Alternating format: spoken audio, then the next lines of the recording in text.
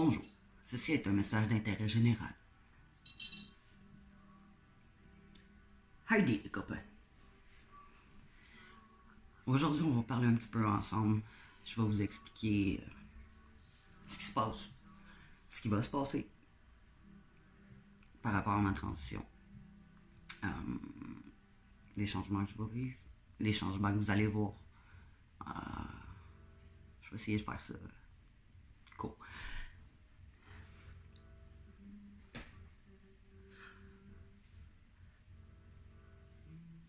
Bon. Comme vous savez, je suis en transition pour devenir un homme. Mon nom ne sera plus Alexandra. Je vais probablement changer ça pour Alexis. Mais Alex va faire l'affaire. Je commence la testostérone probablement la semaine prochaine, l'autre après. J'ai mon rendez-vous pour avoir ma prescription. J'ai dû faire 3 rendez-vous avec une sexologue / psychothérapeute pour être diagnostiqué de dysphorie du genre. La dysphorie du genre, c'est littéralement être né dans le mauvais corps. Je suis née fille, mais je me suis jamais sentie fille, on s'entend. Vous me connaissez, j'ai jamais agi comme une femme. J'ai jamais eu des goûts de femme. J'ai jamais voulu être une femme, sérieusement. Je me suis toujours sentie plus dans la jante masculine, si on veut. Puis maintenant, c'est quelque chose que j'avais pas réfléchi à. Ben, j'y pensais, mais c'était pas quelque chose qu'on parlait nécessairement dans ma famille. C'est pas quelque chose que je côtoyais. C'était pas quelque chose qui était clair, si on veut. J'étais comme au courant, mais j'étais pas au courant.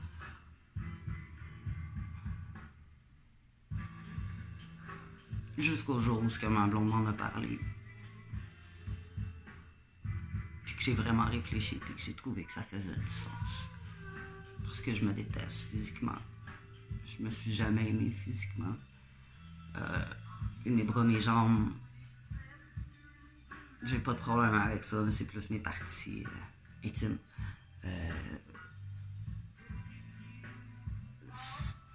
C'est sûr que beaucoup d'entre vous comprenez ça.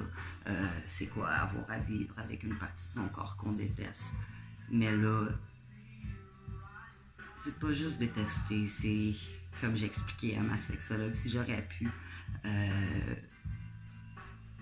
si je pourrais, ça ferait pas mal, si ça serait logique, ben je me couperais les seins sur un tranche papier, littéralement. Puis je déteste descendre des marches, je déteste courir, j'aime pas ça, sentir ça, ça me répugne si on veut. Fait que pour moi, une mastectomie, c'est comme non discutable. C'est quelque chose qui va être super intéressant pour moi. Ça sera pas le fun à vivre, on s'entend. Puis, je dois être sur la testostérone. C'est ce qu'on me demande avant en plus. Au moins, c'est seulement 3 mois que je vais devoir faire avant d'avoir ma lettre. Parce qu'il faut une lettre à chaque opération de recommandation d'un professionnel. Fait que c'est des bidous, là. C'est pas quelque chose de gratuit. Heureusement, mon employeur m'appuie derrière. Me paye, je crois, 5 thérapies par année, quelque chose comme ça. Donc, à 80$ la thérapie, c'est très intéressant si on veut. En plus, le changement de nom. Le changement de nom est 138$. C'est vraiment pas donné. Je comprends les coûts parce que c'est de la paperasse, c'est les cartes, c'est tout ce qu'on... Toutes des affaires que j'ai bien de la difficulté avec, mais qu'on n'a pas le choix. Je trouve ça vraiment dommage qu'il faut payer autant pour être bien dans sa peau. Oui, on a l'opération gratuite ici. On a cette chance-là. On a le choix entre aller au privé ou aller au gratuit, qui est le GRS. C'est le centre qui font les opérations qui traitent les gens trans, que ce soit homme qui devient femme, femme qui devient homme. Ils sont très spécialisés. On est reconnu mondialement au GRS. La seule chose avec, qui est gratuit, c'est la liste d'attente, bien sûr. Donc, à l'époque, c'était 1 an d'attente. je crois qu'aujourd'hui, ça peut facilement monter jusqu'à 1 an et demi, 2 ans d'attente. Ce qui est quand même assez souffrant, je vous dirais, parce que rendu là, il faut qu'on porte ceux qui sont femmes, qui deviennent hommes. On s'entend la poitrine comme que je parle.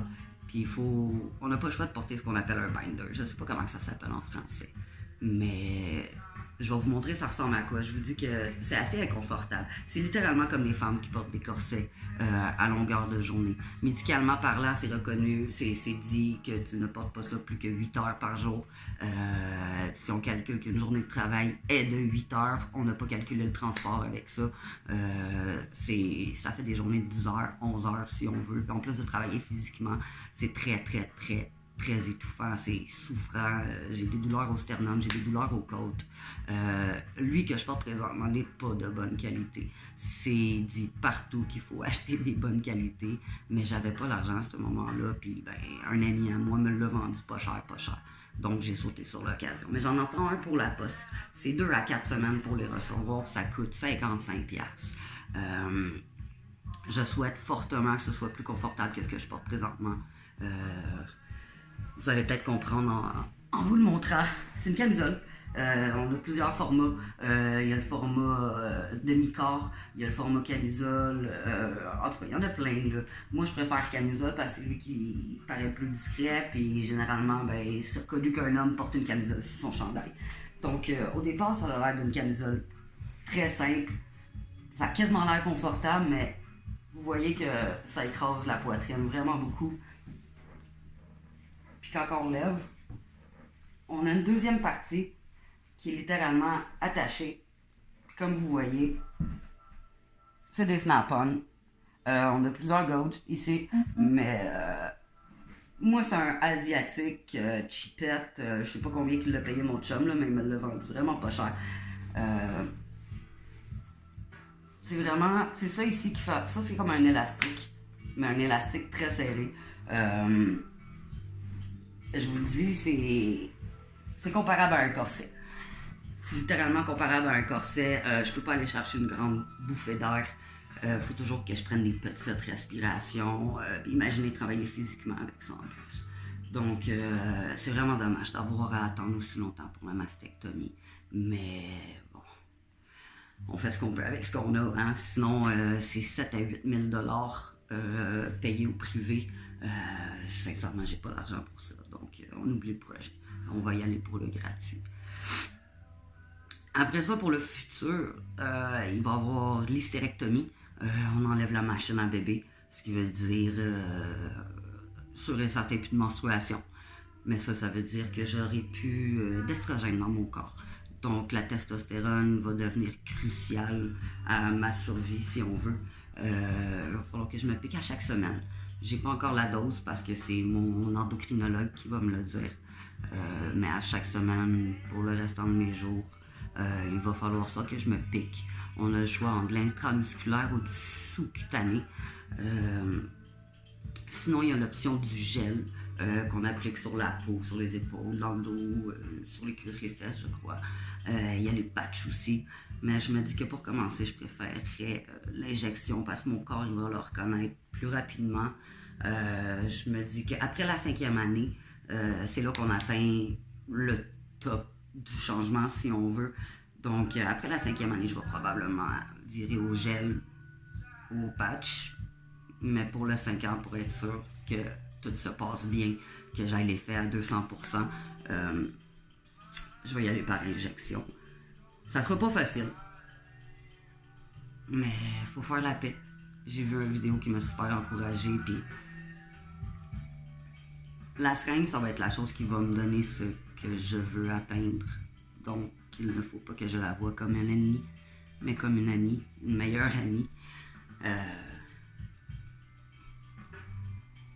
Quand on veut, on peut. Je vous présente Lilo. Elle est en train de faire sa sieste, by the way. Que ma blonde m'a coupé les cheveux aussi. Je trouve que ça l'aide beaucoup à moins passer pour une fille. J'ai déjà naturellement une voix grave, mais quand je vais commencer la testostérone, ma voix va baisser de plus en plus. Vous allez voir, vous en rendre compte assez rapidement, ça a l'air. Je m'attends à avoir une bonne voix grave. Je vais avoir des boutons aussi, c'est définitif. Au niveau du visage, au niveau des épaules, du chest, dans le dos. Ça vient avec, c'est ça, de la pousse de poil. Je vais vivre une deuxième crise d'adolescence aussi, donc je m'excuse d'avance si je pogne les nerfs ou je m'excuse. Puis, dans le futur, j'ai l'option de vivre une phalloplastie ou une métadie.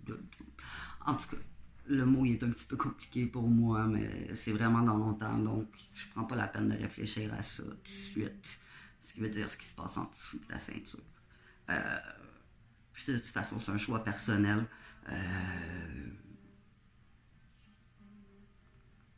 Vous irez vous informer si jamais vous voulez plus d'informations. Fait que c'est pas mal ça, je dirais. Je trouve ça vraiment le fun d'avoir l'appui de ma famille. Je trouve ça le fun d'avoir l'appui de mes collègues. Ça fait vraiment du bien. Ça fait chaud au cœur. Je trouve que... Je pense que la société est prête à accueillir une nouvelle vision de l'être humain en tant que tel. Puis juste à accepter les gens, tout simplement. Tant que la personne est bien dans sa peau, elle fait de mal à personne.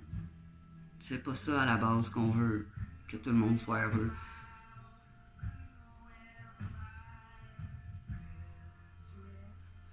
En tout cas, je pense que je sais plus trop quoi dire rendu à ce moment-ci. Je suis très nerveux. C'est comme mon premier vidéo, puis je voulais faire une vidéo avant de commencer la testostérone. Question d'avoir un souvenir de moi avant, prêt à changer.